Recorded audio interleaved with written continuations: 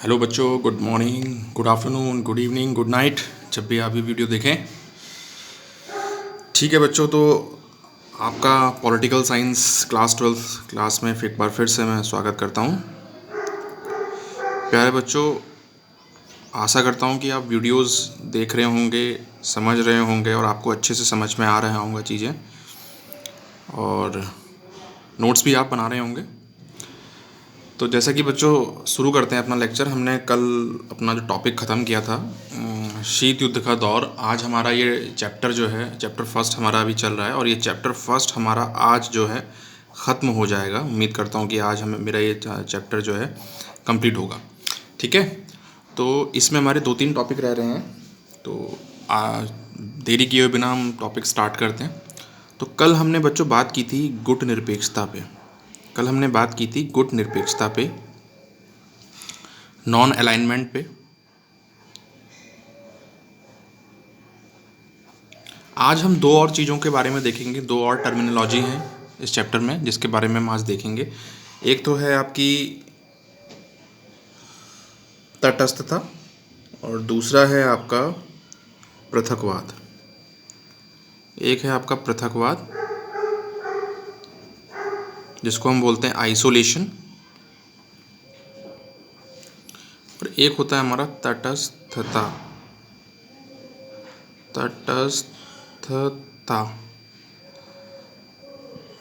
तटस्थता इसको हम बोलते हैं न्यूट्रल रहना या न्यूट्रलिटी।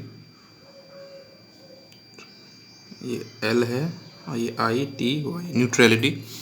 ठीक है, ये तीन जो टर्मिनोलॉजी हैं ये किस प्रकार से इनको हम परिभाषित करते हैं और किस प्रकार से ये एक दूसरे से भिन्न है, क्या इनमें कुछ समानता है, क्या इन दोनों एक दूसरे से रिलेटेड हैं ये तीनों।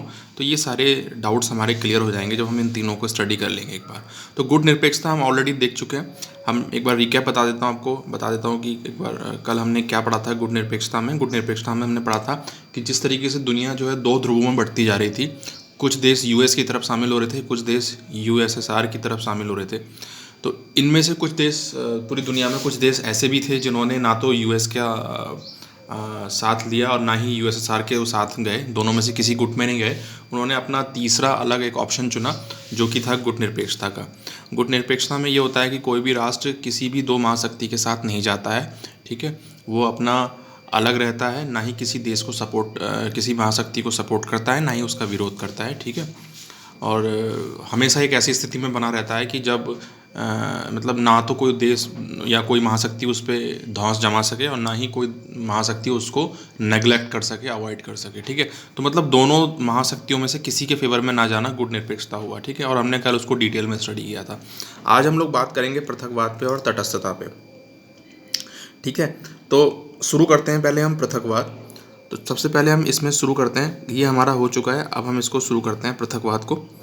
तो देखते हैं पृथकवाद क्या चीज़ है, साथ साथ आप नोट्स भी बनाते चलें बच्चों। देखो बच्चों, पृथकवाद या आपका वही चीज़ आइसोलेशन अंग्रेजी में इसको कहें, ये क्या होता है भाई? इस नाम से क्लियर है, आइसोलेशन। आइसोलेशन का मतलब क्या है कि अपने आप को दुनिया से आइसोलेट कर लेना, पूरा एकदम खत्म, बिल्कुल कोई मतलब ही नहीं है दुनिया से, पूरा एकदम किसी से कोई मतलब नहीं है। ठीक है, किसी देश से कोई मतलब नहीं है, तुम जो कर रहे हो करो, लड़ रहे हो, मर रहे हो, ठीक है, और ये फ़ायदा कर रहे हो, अपना विकास कर रहे हो, जो कर रहे हो तुम करो, हमें आपसे कोई भी किसी तरीके का कोई मतलब नहीं है। ठीक है, तो इसको हम क्या कहते हैं? पृथकवाद। जैसे पृथकवाद में मान लीजिए अमेरिका था, USA, तो USA ने 1784 से लेकर लगभग 1914 तक, ठीक है, इसी नीति को फॉलो किया, पृथकवाद की नीति को फॉलो किया। ठीक है, इस ये जो समय काल है इसमें यूनाइटेड स्टेट्स ऑफ अमेरिका यानी कि USA ने भाई किसी देश के साथ नहीं रहा, बिल्कुल अलग अपने से मतलब था, किसी देश से कोई मतलब नहीं, दुनिया में क्या हो रहा है क्या नहीं हो रहा है कोई मतलब नहीं, इससे कौन किससे लड़ रहा है, कौन किससे जीत रहा है, कौन किससे हार रहा है, कोई मतलब नहीं था US को। तो US ने जो क्या किया था, 1784 से 1914 के बीच का जो समय काल था, ठीक है, वो समय काल जो था उसने हमेशा पृथकवाद को ही फॉलो किया। 1784 आपको याद होगा कि 1775-76 में जो है यूनाइटेड स्टेट्स ऑफ अमेरिका आपका आज़ाद हुआ था किससे? ब्रिटेन से। ये भी यूएसए भी तो आपका ब्रिटेन का उपनिवेश था। जैसे भारत में ब्रिटेन का कब्जा था, वैसे यूएसए में भी ब्रिटेन का कब्जा था। ठीक है, तो यूएस जो आज़ाद कब हुआ? 1775-76 के आसपास जब वहाँ क्रांति हुई थी, तब आपका यूएस वहाँ से फ्री हुआ था। ठीक है, अमेरिका की क्रांति आप पढ़ोगे तो आप इसको पढ़ोगे, हो सकता है आपने 11th में भी पढ़ा हो इसका कुछ पार्ट। तो चलिए इस पर हम बात नहीं करते हैं, बस हम आपको ये बताना चाह रहे हैं कि पृथकवाद जो है एक ऐसी नीति होती है जिसमें कोई देश अपने आप को पूरी दुनिया से अलग कर लेता है। उसे किसी भी दुनिया के किसी भी देश से कोई मतलब नहीं होता है, ना ही किसी के सुख में दुख में, ना ही किसी के युद्ध में शामिल होता है, ना ही किसी के युद्ध का विरोध करता है, ना ही हार जीत, कुछ कोई मतलब नहीं, उसे केवल अपने आप से मतलब होता है। वही पृथकवाद है। जिस तरीके से यूएस में 1784 से लेकर 1914 की जो नीति अपनाई थी वो पृथकवाद की ही नीति थी। ठीक है, तो इसको हम कैसे लिखेंगे? थ्योरी हम कैसे लिखेंगे पृथकवाद का अर्थ होता है, पृथकवाद का अर्थ होता है अपने आप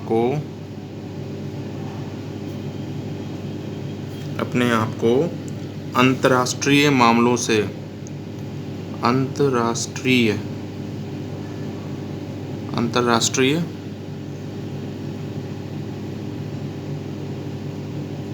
मामलों से काट कर रखना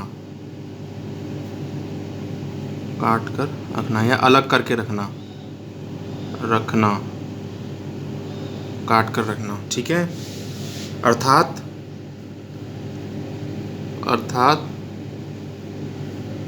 किसी दूसरे देश से कोई मतलब नहीं रखना, किसी दूसरे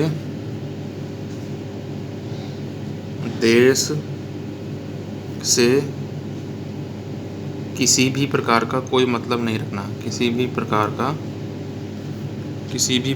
का कोई मतलब नहीं रखना। तो इसे हम क्या कहते हैं बच्चों? पृथकवाद कहते हैं। ठीक है, उदाहरण के लिए 1784 के बाद की नीति, या कहो 84 से 1914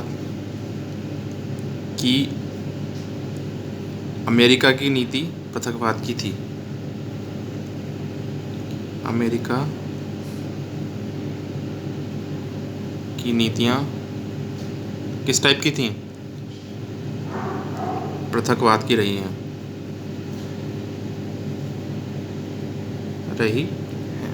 ठीक है, तो सीधा मतलब क्या है? पृथकवाद क्या हुआ? सीधा अगर पेपर में आ जाए तो आप यही लिखोगे, पृथकवाद का मतलब होता है जब कोई देश स्वयं को दुनिया के सभी देशों से अलग कर लेता है, उसको दुनिया के किसी भी देश से या किसी भी गुट से कोई मतलब नहीं होता है। ठीक है, वो दुनिया में किसी भी देश में किसी भी प्रकार का कोई हस्तक्षेप नहीं करता है। ठीक है, उसे सिर्फ और सिर्फ अपने देश से मतलब होता है। ठीक है, दुनिया में कौन देश कहाँ लड़ रहा है, किसका किससे युद्ध हो रहा है, कोई किसी से कोई मतलब नहीं, किसी भी प्रकार का कोई मतलब नहीं होता है। तो इसी चीज़ को हम क्या बोलते हैं? पृथकवाद बोलते हैं या आइसोलेशन बोलते हैं। उदाहरण के तौर पर 1784 से 1914 के बीच जो अमेरिका की नीति थी वो पृथकवाद की रही है। ठीक है, तो अब ये बताओ कि आपको क्या लगता है कि क्या पृथकवाद गुटनिरपेक्षता है? आपको लग रहा होगा कि कहीं पृथकवाद तो सर गुटनिरपेक्षता की तरह है। गुटनिरपेक्षता में भी तो यही था कि ना तो हम यूएस की तरफ गए, ना ही यूएसएसआर की तरफ गए, उन्होंने अलग ही नीति बनाई। ठीक है, तो क्या पृथकवाद गुटनिरपेक्षता है? मेरा सवाल ये है। तो क्वेश्चन ये पेपर में पूछा जाता है। ठीक है, क्या पृथकवाद गुटनिरपेक्षता है? क्वेश्चन है, तो आंसर में क्या लिखोगे आप? बताइए, क्या पृथकवाद गुटनिरपेक्षता है? बिल्कुल भी नहीं है पृथकवाद गुटनिरपेक्षता। भाई क्यों नहीं है? क्योंकि पृथकवाद में तो क्या हो रहा है? पृथकवाद में तो कोई देश को किसी भी प्रकार का किसी भी दूसरे देश से कोई मतलब नहीं है, लेकिन गुटनिरपेक्षता में ऐसा थोड़ी ना था। अब भारत आपका क्या था? गुटनिरपेक्ष देश था, लेकिन ऐसा थोड़ी था कि गुटनिरपेक्ष देश जो थे वो किसी भी प्रकार का कोई हस्तक्षेप नहीं करते थे या किसी भी प्रकार के सुख दुख में शामिल नहीं होते थे दूसरों के देशों में, कभी नहीं। भारत तो हमेशा जो है शांति और स्थिरता बनाए रखने के लिए दूसरे गुटों में समझौता कराने की कोशिश करता था। ठीक है, दोनों मान लीजिए कोई दो देश आपस में लड़ रहे हैं तो भारत का हमेशा से यह प्रयास होता था कि भाई किसी तरीके से इनके बीच में समझौता करा दिया जाए। यहाँ तक कि गुटनिरपेक्ष अधिकतर जो गुटनिरपेक्ष देश थे वो समझौता कराते थे युद्धों में, भाई मत लड़ो, शांति बनाए रखो, स्थिरता बनाए रखो। ठीक है, तो इसका मतलब पृथकवाद जो है गुटनिरपेक्षता बिल्कुल भी नहीं है। गुटनिरपेक्षता एक अलग चीज़ है भाई, दो गुटों में से किसी एक गुट में किसी भी गुट में हम शामिल नहीं हो रहे हैं, लेकिन इसका मतलब ये नहीं है कि हमें पूरी दीन दुनिया से कोई मतलब ही नहीं है। ठीक है, हम सुख दुख में शामिल होते हैं। ठीक है, बस गुटनिरपेक्षता का मतलब ये है कि सीधे सीधे हम दो गुट बने हैं, हम ऐसा नहीं है कि हमारे लिए ये गुट अच्छा है या ये गुट खराब है, हम तो अपना न्यूट्रल है। ठीक है, एक तरीके से हमें इन दोनों देशों में से दोनों गुटों में से किसी भी गुट से ना ही प्रेम है ना ही दुश्मनी है। ठीक है, लेकिन सुख दुख में हम शामिल हैं। तो ऐसा गुटनिरपेक्ष देशों की सोच थी। लेकिन पृथकवाद में तो यह है कि बिल्कुल ही कट जाते हैं, बिल्कुल ही सुख दुख किसी भी प्रकार से कोई भी मतलब नहीं होता है। तो इसका मतलब ये कहना गलत है कि पृथकवाद गुटनिरपेक्षता है, बिल्कुल भी नहीं है। ठीक है, समझ में आया नहीं आया? तो यानी कि पृथकवाद एक अलग चीज़ है, गुटनिरपेक्षता एक अलग चीज़ है। तो इस तरीके से आप अपने प्रश्न इस उत्तर को सत्यापित कर सकते हैं। कैसे सत्यापित करेंगे? गुटनिरपेक्षता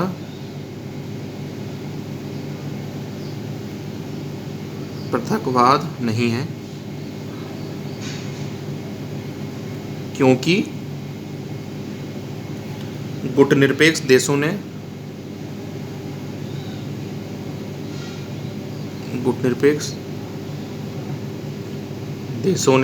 ब्रैकेट में लिख देंगे जैसे कि भारत,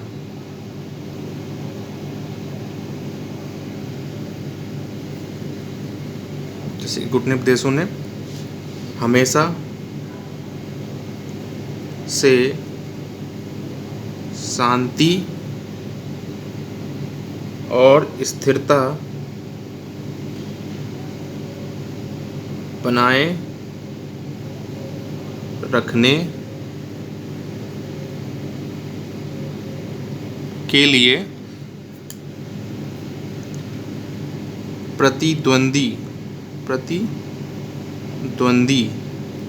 प्रतिद्वंदी मतलब एक दूसरे के जो देश आमने सामने होते हैं, प्रतिद्वंदी गुटों में, यानी प्रतिद्वंदी गुट कौन से थे? यूएस और अमेरिका वाले गुटों में हमेशा क्या करा है भारत ने? समझौता कराने की कोशिश करी है। यानी कि समझौता कि भैया मत लड़ो, शांति बनाए रखो, समझौता कराने की कोशिश की है या कराने का प्रयास किया है। तो इस लाइन से साफ साफ क्लियर है कि भाई गुटनिरपेक्ष देश हैं, तो वो इसीलिए वो गुटनिरपेक्ष देश होने के बावजूद भी बल्कि दोनों में से किसी गुट को समर्थन भी नहीं कर रहे हैं और विरोध भी नहीं कर रहे हैं, फिर भी जो है युद्ध ना हो दोनों गुटों में, उन दोनों के बीच में हमेशा समझौता कराने का प्रयास कर रहे हैं ये गुटनिरपेक्ष देश। लेकिन पृथकवाद में तो बिल्कुल भी ना समझौता कोई मतलब ही नहीं होता है। भैया तुम लड़ो चाहे मरो, चाहे तुम जो करो, दोनों देश दोनों गुट, हमें कोई मतलब नहीं है, ऐसा पृथकवाद की नीति अपनाने वाले देश सोचते हैं। तो भारत ने तो गुटनिरपेक्षता वाली अपनी नीति सोची, तो भारत ने तो कभी भी इस तरीके का नहीं किया कि भाई तुम लड़ो चाहे मरो, कुछ भी करो, दोनों देश, हमें कोई मतलब ही नहीं है। भारत ने कभी नहीं किया ऐसा। तो साफ साफ हम कह सकते हैं कि गुटनिरपेक्ष देश में और पृथकवाद देशों की दोनों की नीतियाँ अलग अलग हैं, इसलिए पृथकवाद जो है बिल्कुल भी गुटनिरपेक्षता नहीं है। ठीक है, क्लियर हुआ? चलिए, आप तो इस तरीके से हमारा ये टॉपिक पृथकवाद भी अब हमारा यहाँ पे कंप्लीट होता है। ठीक है, अब हम आते हैं तटस्थता, जो हमारा टॉपिक है अगला, तटस्थता।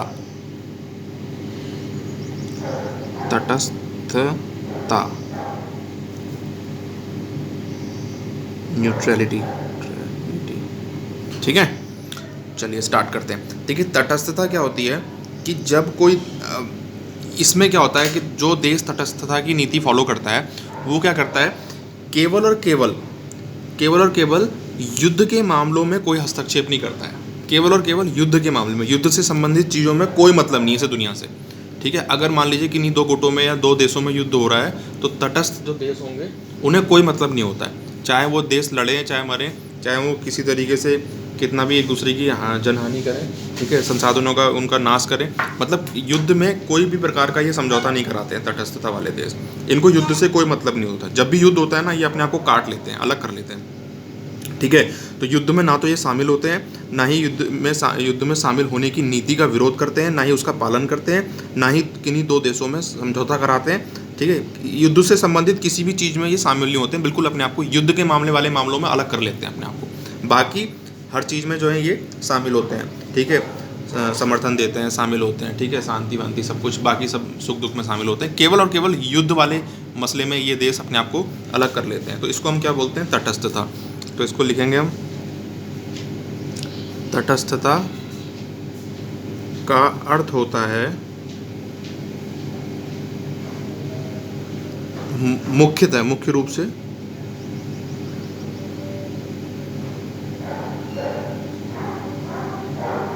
रूप से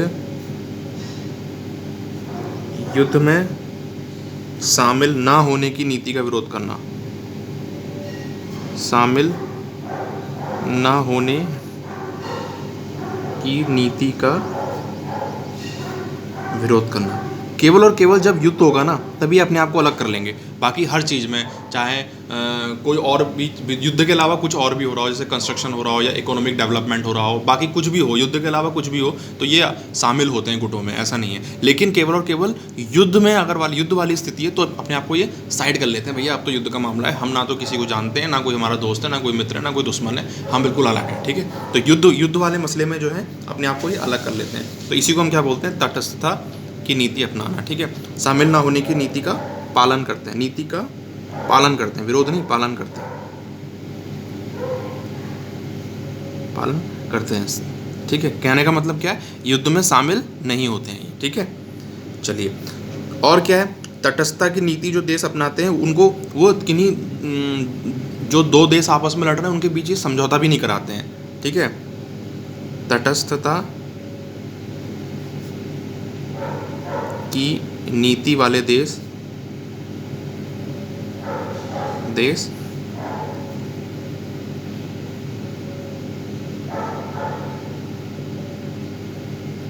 युद्ध को समाप्त करवाने का प्रयास भी नहीं करते हैं,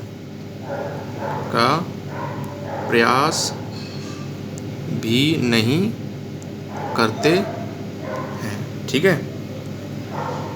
सही है। इन्हें युद्ध के सही गलत होने के बारे में कोई मतलब नहीं होता,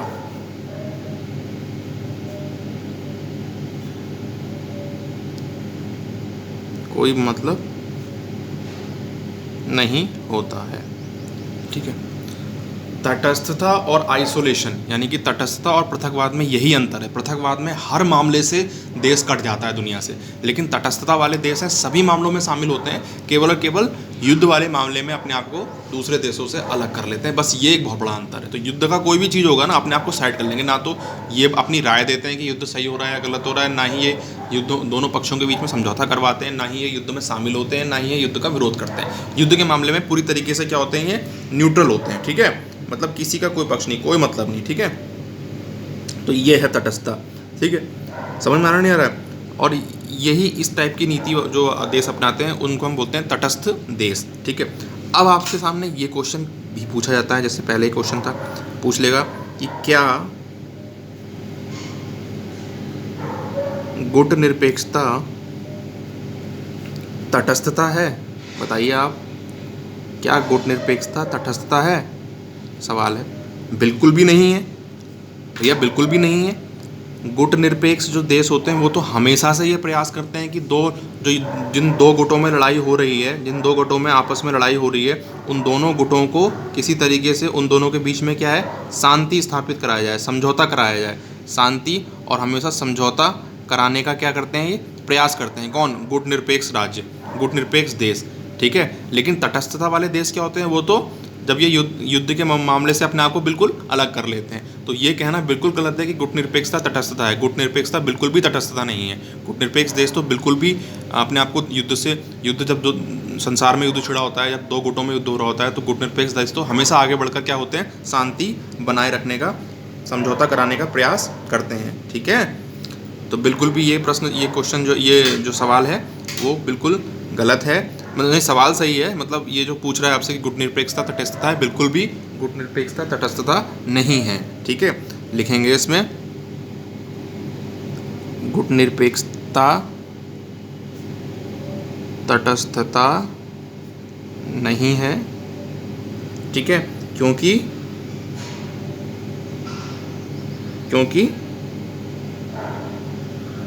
गुटनिरपेक्ष देश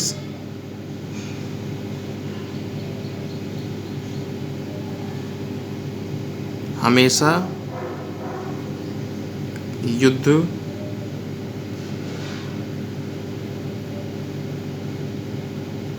टालने में दूसरे देशों की मदद करते हैं,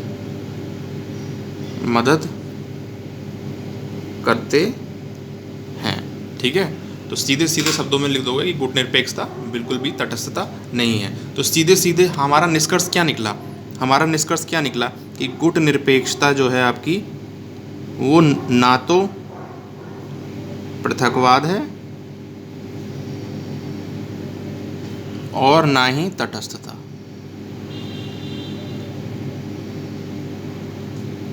ये हमने क्या करा, फाइनली हमने ये जो है निष्कर्ष निकाला कि गुटनिरपेक्षता पृथकवाद नहीं है और तटस्थता भी नहीं है। तो गुटनिरपेक्षता एक अलग चीज़ है, पृथकवाद अलग चीज़ है और तटस्थता हमारी अलग चीज़ है, ठीक है। तो इस तरीके से हमारा ये तीनों पोर्शन हमारे कवर हो गए, ठीक है।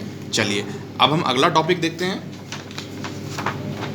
कई बार बच्चों एक इम्पॉर्टेंट सवाल मैंने देखा था, पुराने पेपर्स देखे थे आपके पॉलिटिकल साइंस के जो CBSE ने कंडक्ट कराए हैं, उसमें एक क्वेश्चन मुझे कई बार दिखा, तो वो क्वेश्चंस मैं आपसे उसको भी समझा देता हूँ। ये क्वेश्चन कई बार पूछा जाता है कि भारत की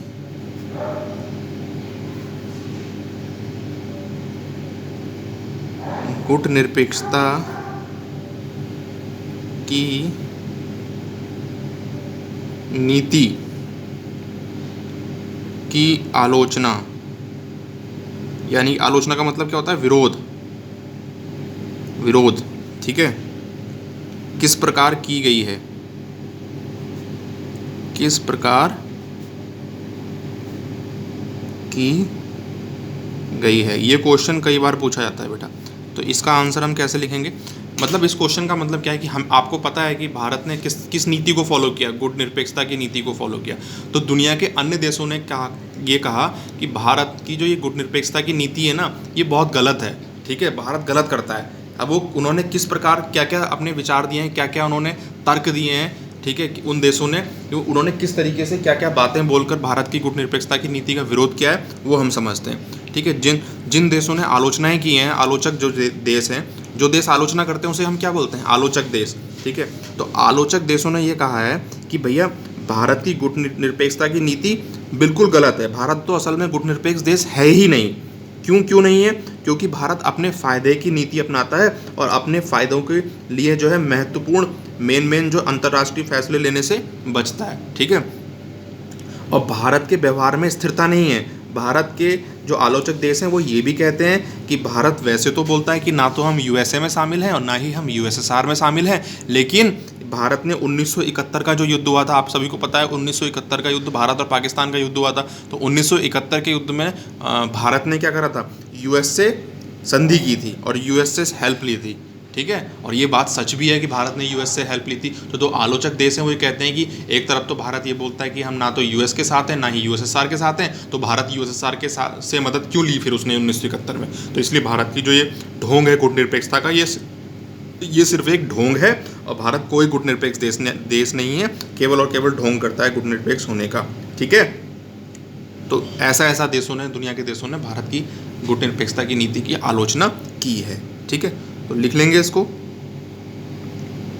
आलोचकों ने कहा है कि भारत की गुटनिरपेक्षता की नीति सिर्फ एक ढोंग है, ढोंग की स्पेलिंग ठीक कर लो, ढोंग है, अर्थात भारत गुटनिरपेक्ष नहीं है, ठीक है, ऐसा कौन बोलते हैं? जो देश विरोध करते हैं भारत का, आलोचना करते हैं भारत की गुटनिरपेक्षता की नीति की, ठीक है, वो क्या कहते हैं? ठीक है, आलोचक देशों का कहना है कि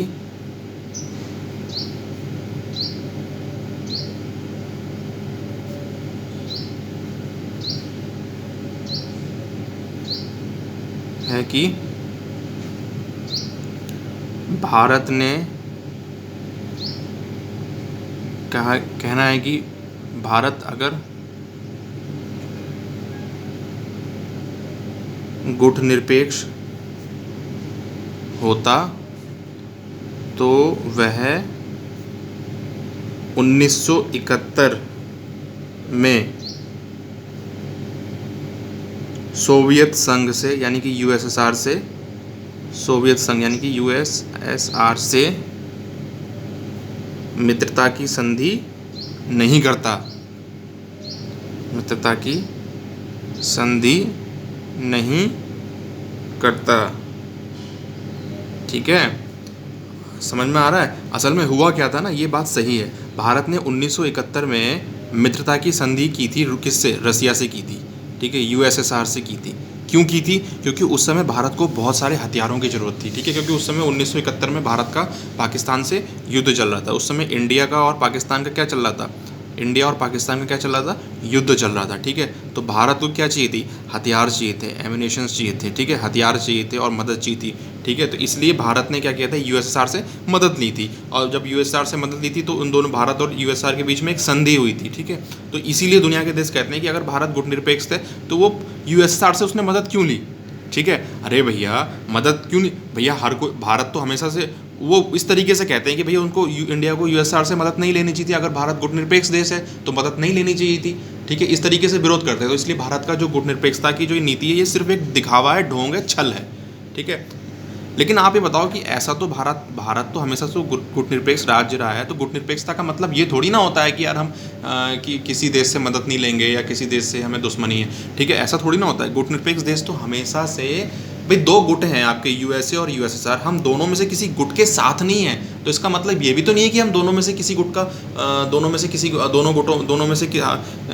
दोनों गुटों का हम विरोध करते हैं या दोनों गुटों का हम से मित्रता रखते हैं, ऐसा भी तो नहीं है भाई। हम जब हमें ज़रूरत होगी तो हम यूएसए से भी मदद लेंगे और यूएसए को मदद भी देंगे, और जब हमें ज़रूरत होगी तो हम सोवियत संघ से भी मदद लेंगे और सोवियत संघ से को हम मदद भी करेंगे। ऐसा कौन कहता है? ऐसा भारत कहता है। भारत अपना अपना डिफेंस करता है। जब जो देश भारत की आलोचना करते हैं ये कह के कि भैया तुम तो ढोंग करते हो, तुम तो गुटनिरपेक्ष देशों का पालन करने वाले बड़े बड़े वो अपना बड़ा लीडर बनते हो और बोलते हो कि हम गुटनिरपेक्ष देश हैं, और तुमने तो 1971 के युद्ध में 1971 के टाइम पे यूएसएसआर के गोदी में जाके बैठ गए थे, यूएसएसआर से तुमने संधि कर ली थी। तो भारत ये बोलता है कि भैया ऐसा नहीं है, हम हैं गुटनिरपेक्षी, लेकिन हम जो है ना तो यूएस के विरोधी हैं, ना ही यूएसएसआर के विरोधी हैं। हमें जब ज़रूरत पड़ेगी तो हम यूएस की मदद भी करेंगे और यूएस से मदद लेंगे भी, और जब ज़रूरत पड़ेगी तो यूएसएसआर से मदद करेंगे भी और यूएसएसआर से मदद लेंगे भी। तो ऐसा भारत कहता है अपने डिफेंस में। लेकिन भारत की गुटनिरपेक्षता की नीति की अन्य देश जो हैं इन बातों के माध्यम से आलोचना करते रहते हैं। तो ये प्रश्न आता है आपका पेपर में, तो इसको आप इस तरीके से आप लिख सकते हैं पेपर में, ठीक है। चलिए, तो आशा करता हूँ आपको ये समझ में आया होगा, ठीक। तो कई देशों ने तो भारत की गुटनिरपेक्षता की नीति को ढोंग तक कह दिया है। चलिए आगे बढ़ते हैं। अब लास्ट टॉपिक हमारा आज का, और ये इस चैप्टर का भी हमारा लास्ट टॉपिक है। टॉपिक का नाम है नव आर्थिक या नव अंतर्राष्ट्रीय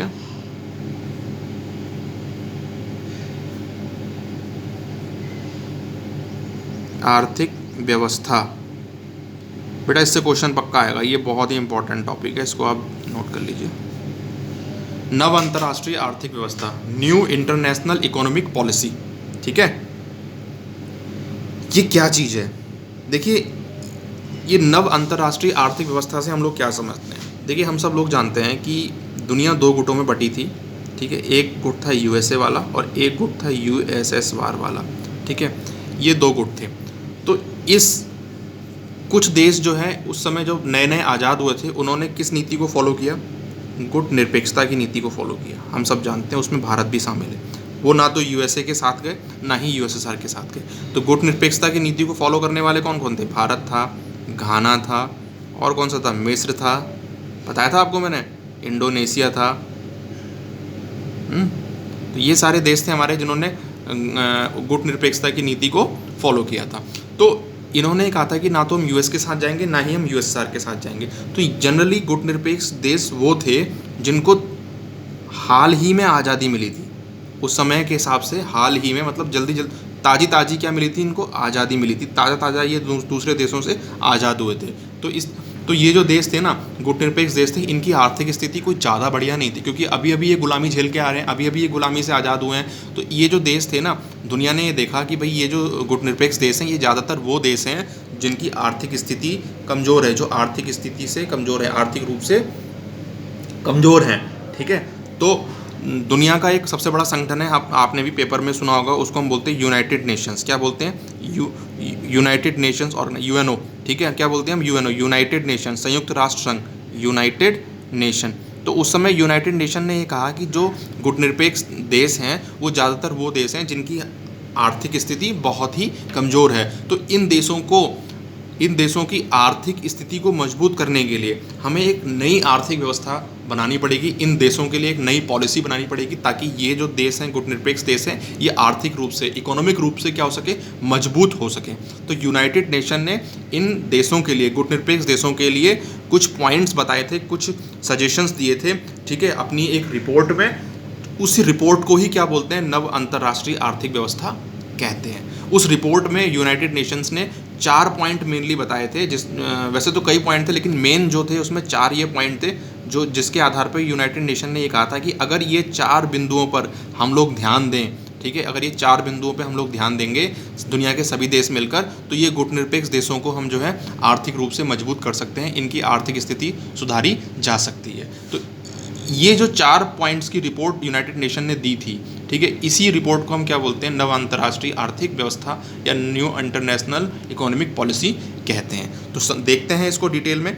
ठीक है, तो पहले तो इसको लिख लेते हैं थ्योरी में कि क्या होता है नव अंतर्राष्ट्रीय आर्थिक व्यवस्था। चलिए इसका थ्योरी लिख लेते हैं, थ्योरी वाला पोर्शन। तो गुटनिरपेक्ष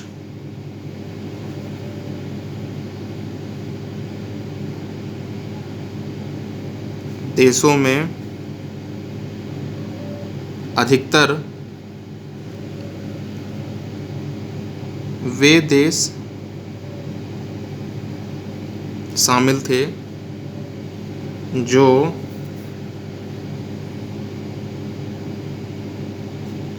आर्थिक रूप से अविकसित या अल्प विकसित थे, अल्प विकसित थे। ठीक है, ये देश गरीब, आर्थिक रूप से पिछड़े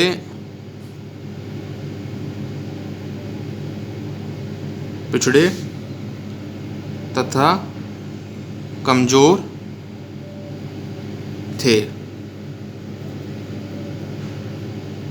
इन देशों के सामने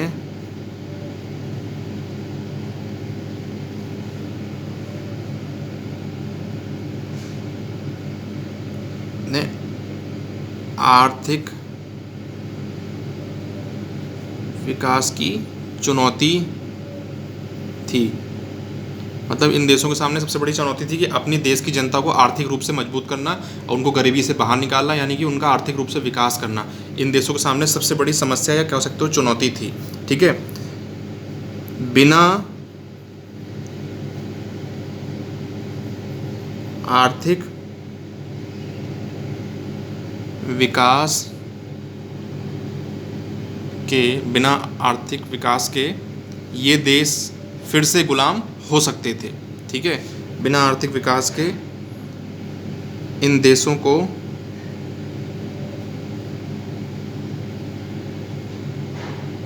दोबारा गुलाम होने का खतरा था, दोबारा गुलाम होने का खतरा था। ठीक है, ठीक है, तो इन्हीं बातों को ध्यान में रखते हुए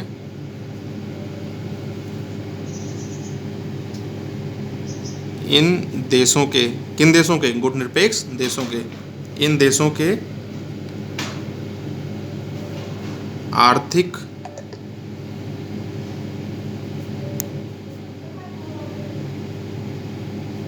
विकास की योजना को ध्यान में रखते हुए,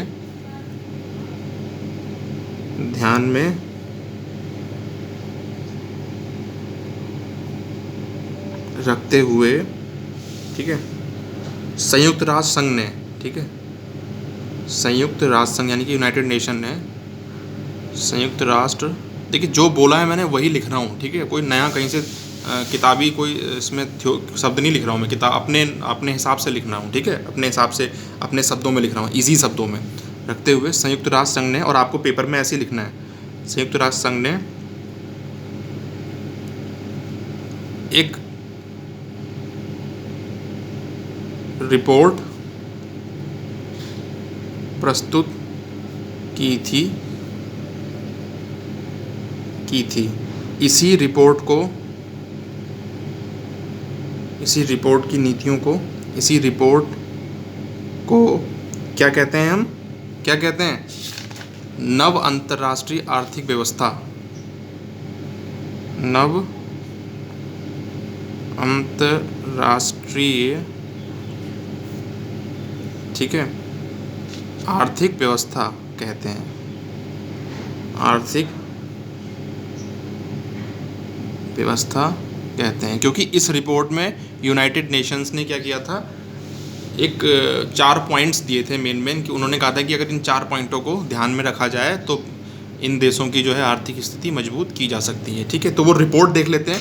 असल में ये जो रिपोर्ट यूनाइटेड नेशन ने प्रस्तुत की थी, ये यूनाइटेड नेशन ने एक सम्मेलन किया था, एक कॉन्फ्रेंस की थी अंकटाड में, ठीक है। तो अंकटाड में जो ये कॉन्फ्रेंस हुई थी आपकी यूनाइटेड नेशंस की, UN, ठीक है, सम्मेलन किया था, यूनाइटेड नेशन ने एक सम्मेलन किया था, कहाँ, अंकटाड में, अंकटाड एक जगह है, वहाँ पे ये सम्मेलन हुआ था, ठीक है। उसमें यूनाइटेड नेशन ने एक रिपोर्ट प्रस्तुत की थी। उस रिपोर्ट का जो शीर्षक था, वो शीर्षक क्या था, मतलब उसकी जो हेडिंग थी उस रिपोर्ट की, वो ये थी, towards a new trend policy for development, policy for development. इस रिपोर्ट को ही नव अंतर्राष्ट्रीय आर्थिक व्यवस्था कहा गया। देखिए हिंदी में टुवर्ड्स माने होता है की ओर जाना, किसकी ओर जा रहे हैं हम, ए न्यू ट्रेंड पॉलिसी, एक नई पॉलिसी की ओर, फॉर डेवलपमेंट मतलब विकास की एक नई पॉलिसी की तरफ। हिंदी में इसका मतलब क्या हुआ, विकास की एक नई पॉलिसी की तरफ, ठीक है। तो ये रिपोर्ट उन्होंने प्रस्तुत की थी यूनाइटेड नेशन ने, संयुक्त राष्ट्र संघ ने, अंकटाड में, और ये की थी आपकी 1972 में, ठीक है। तो इस रिपोर्ट में उन्होंने कुछ पॉइंट बताए थे, मेन 4 पॉइंट क्या बताए थे इन गुटनिरपेक्ष देशों के लिए जो कि आर्थिक रूप से कमज़ोर थे, कि इस रिपोर्ट में ये बातें सुझाई गई थी। इनका इस रिपोर्ट में क्या क्या सुझाव था, तो इस रिपोर्ट में निम्नलिखित सुझाव थे, ठीक है। क्या सुझाव थे, पहला सुझाव ये था, इन्होंने सुझाव दिए थे, यूनाइटेड नेशन ने इस रिपोर्ट में सुझाव दिए थे कि ये अगर इन 4 पॉइंटों पे हम ध्यान दें तो जो हमारे ये गुटनिरपेक्ष देश हैं इनको हम आर्थिक रूप से मजबूत कर सकते हैं। तो उन्होंने कौन कौन से सुझाव थे, पहला सुझाव क्या था कि अल्प विकसित जो देश हैं हमारे, यानी कि ये गुटनिरपेक्ष देश, इनको इनके प्राकृतिक संसाधनों पर नियंत्रण दे दिया जाए। अल्प विकसित देशों का उनके प्राकृतिक संसाधनों पर नियंत्रण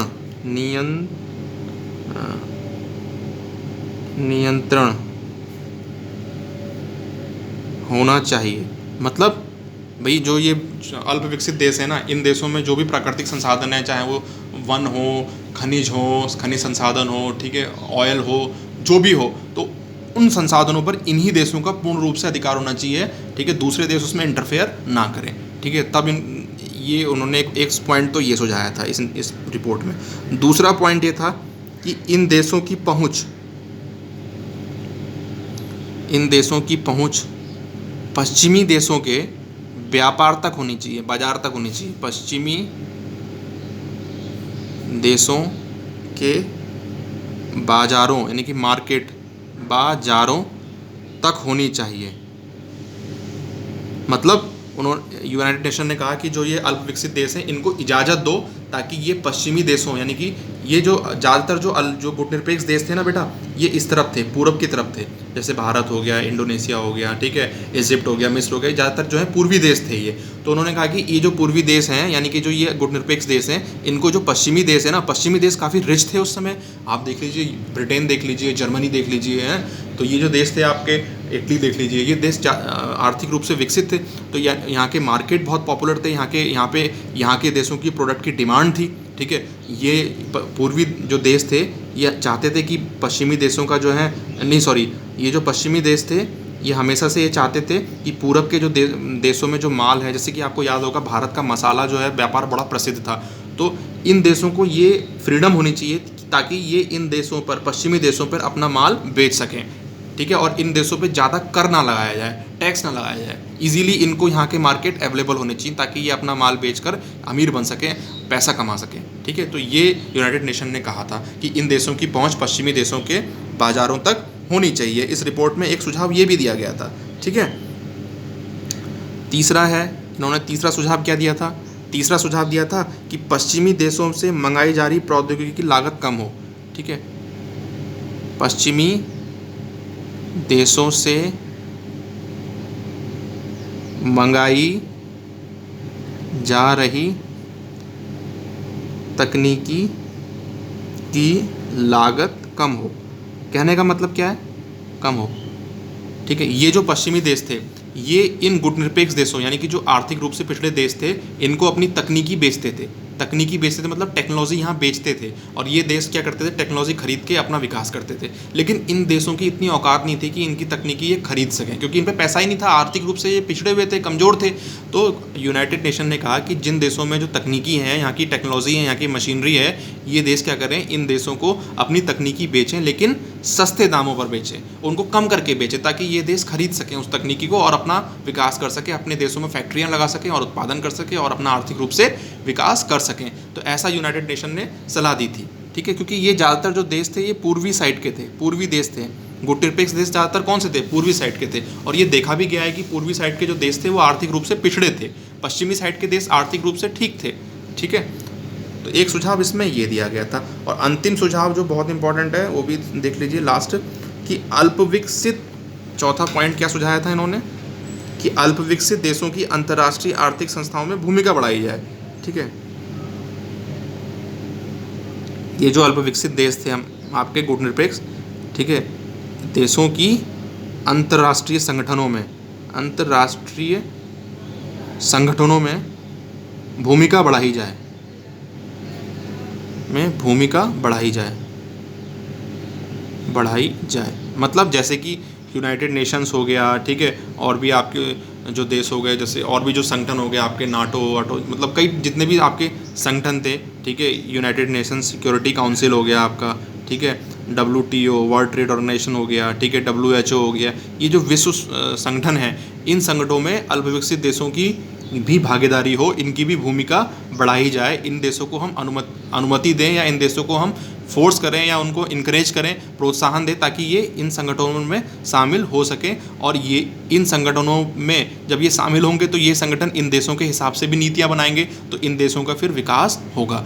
तो एक चौथा सुझाव ये था इस रिपोर्ट में। तो इस तरीके से आप देख सकते हैं कि यूनाइटेड नेशन ने ये जो रिपोर्ट दी थी, इस रिपोर्ट के आधार पर कहा था कि इन 4 पॉइंट्स पर अगर हम ध्यान दें तो इन अल्पविकसित देशों का आर्थिक रूप से विकास संभव है। और इसी रिपोर्ट को क्या कहा गया था? नव अंतर्राष्ट्रीय आर्थिक व्यवस्था कहा गया। तो इस तरीके से हमारा आज यहाँ पर हमारे सारे टॉपिक ख़त्म होते हैं और हमारा ये चैप्टर फर्स्ट यहाँ पे क्या होता है? चैप्टर फर्स्ट हमारा यहाँ पे एंड होता है, ठीक है। आप इस चैप्टर को आप अच्छे से पढ़ें और कोई भी डाउट होता है आप मुझसे कमेंट करके पूछ सकते हैं। Thank you.